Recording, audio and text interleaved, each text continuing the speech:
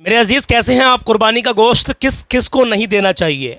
एक तो होता है कि बहुत सारे लोग पूछते हैं कि भाई क्या गैर मुस्लिम को कुर्बानी का गोश्त दे देना चाहिए या नहीं देना चाहिए, तो उस पर जवाब लोगों को क्या मिलता है उसको भी सुन के जाना। लेकिन उनसे भी अलग बहुत सारे लोग ऐसे हैं जिनको हमें कुर्बानी का गोश्त नहीं देना चाहिए, तो समझ के जाना। पूरी बात करेंगे वीडियो के अंदर, प्ले कर दिया तो जानकारी पूरी लेकर के जाना। देखिए मेरे अजीज़, कुर्बानी तो हर कोई करता है, लेकिन अफसोस की बात, बहुत अफसोस की बात यह है कि कुर्बानी का गोश्त बांटते वक्त हम लोग ऐसी गलतियां करते हैं जिसकी वजह से हमारा सवाब कम हो जाता है और कभी कभी तो भाई गुनाह भी हो जाता है।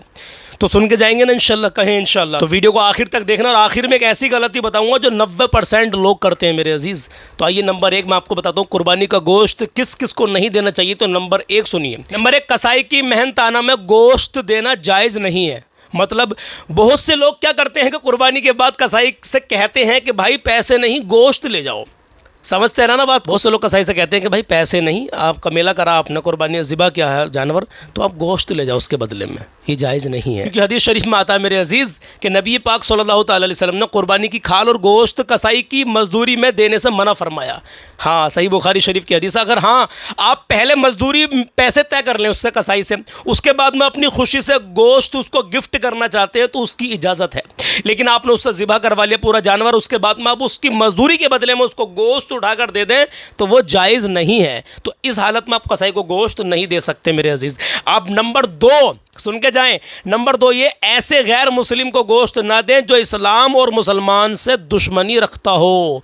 ध्यान से सुनना, सुनने की बात है। जी हाँ, अगर कोई गैर मुस्लिम अमन वाला अच्छा पड़ोसी है, गरीब है, तो उसे गोश्त देना जायज़ है। लेकिन जो इस्लाम का मजाक उड़ाए, दीन की तौहीन करे, मुसलमानों से नफरत रखे, ऐसे लोगों को गोश्त देना ठीक नहीं है। अहले सुन्नत के उलमा ने लिखा है कि दीन की बेअदबी करने वालों से बचना चाहिए। तीसरी बात सुनिए, अमीर लोगों में ही पूरा गोश्त बांट देना और गरीब को भूल जाना, ये कैसा है? आजकल लोग रिश्तेदारों को और दोस्तों को ही पूरा गोश्त बांट देते हैं, लेकिन मोहल्ले में करीब बेशुमार लोग यतीम, मजदूर, गरीब लोग रहते हैं मेरे अजीज़, लेकिन उनका ख्याल नहीं रखते हैं।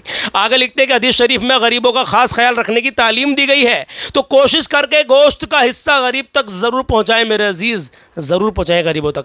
चौथी बात सुन के जाइएगा, दिखावे के लिए गोश्त बांटना कैसा है। जो लोग दिखावे के लिए गोश्त बांटते हैं, कुछ लोग वीडियो बनवाने के लिए, रील डालने के लिए, नाम कमाने के लिए गोश्त बांटते हैं। याद रखना, अगर नीयत ख़राब हो गई तो तेरा सवाब भी ख़त्म हो जाएगा। अगर तेरी नीयत में सिर्फ दिखावा आ गया तो तेरा सवाब भी मेरे अजीज़ कम हो जाएगा। कुर्बानी सिर्फ अल्लाह की रज़ा के लिए होनी चाहिए, ना कि लोगों की वाहवाही के लिए। 5वीं और सबसे ज़रूरी बात सुनिए, हराम कमाने वाले कामों से इस्तेमाल करने वालों को मदद ना करें। अल्लाह अकबर। अगर कोई व्यक्ति यानी कोई इंसान खुलेआम हराम काम करता है, जैसे नशा, जुआ, दीन का मजाक, तो ऐसे लोगों की मदद करने से बचना चाहिए। हाँ, अगर गरीब है और इस्लाह की उम्मीद है तो नरमी और हिकमत के साथ मदद की जा सकती है। सुभान अल्लाह। अब सुनिए सबसे अहम बात जो मैं आपसे कह रहा था कि आखिर में सबसे अहम पैगाम मैं आपको दूंगा, जो अक्सर 90% लोग वो गलती करते हैं।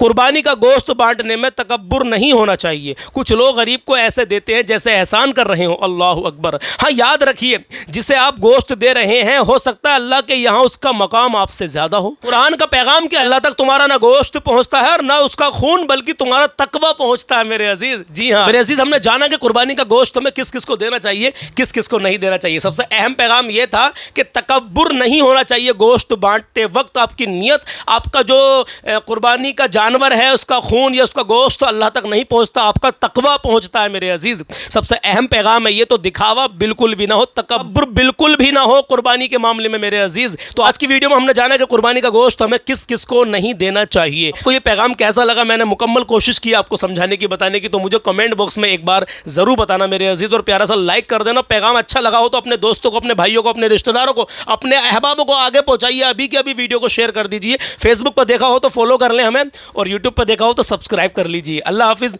मिलते हैं कल किसी नए पैगाम में। अपना ख्याल रखिएगा। अस्सलामु अलैकुम।